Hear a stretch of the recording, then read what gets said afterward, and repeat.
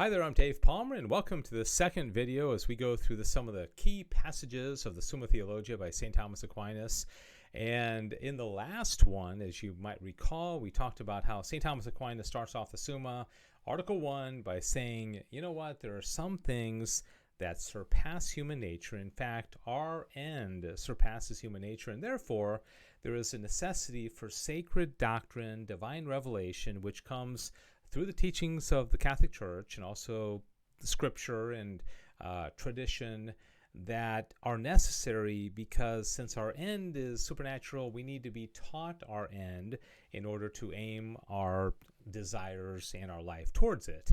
And so now we're going to zip forward to the fifth article of the Summa, and in this one he is going to continue to talk about sacred doctrine, and he's going to say whether sacred doctrine is nobler than other sciences. And by other sciences, he means philosophical sciences, not just philosophy, but biology and chemistry and physics, and basically those things that we can prove empirically, okay? We can see them under a microscope, or we can test them, or we can have some kind of, sensory evidence that this is true.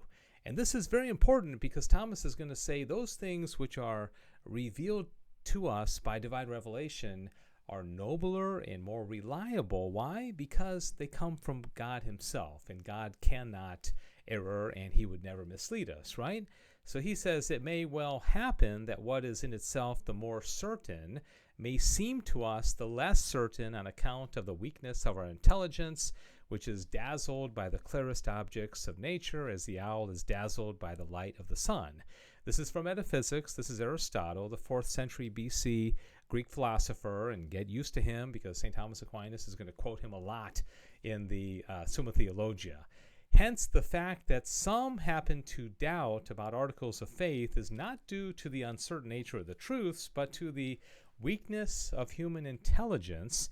Yet the slenderest knowledge that may be obtained of the highest things is more desirable than the most certain knowledge obtained of lesser things. And so what is happening here is St. Thomas Aquinas establishing a hierarchy of truths. And he's saying that the highest truths, the most reliable truths, the noblest truths, are those things which come to us from God through divine revelation, even if it requires faith and we can't prove it through our natural light of intelligence. Okay, so he's saying these are higher, these are more noble, and these are more reliable. Most people wouldn't think this way. They'd say, no, I want to be able to test it. I want to be able to put it under a microscope and prove that it's true. But Aquinas is saying, sorry, that's not the way it is.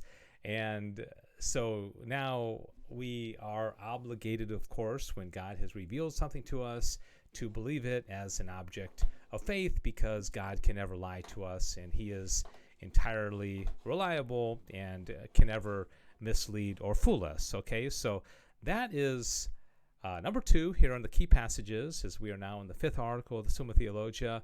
In the next one, we will continue in question 1, but we're going to zip forward to Article 7 and continue to talk about this topic of sacred doctrine, which is how St. Thomas Aquinas begins the Summa Theologica. Thanks for watching. God bless you.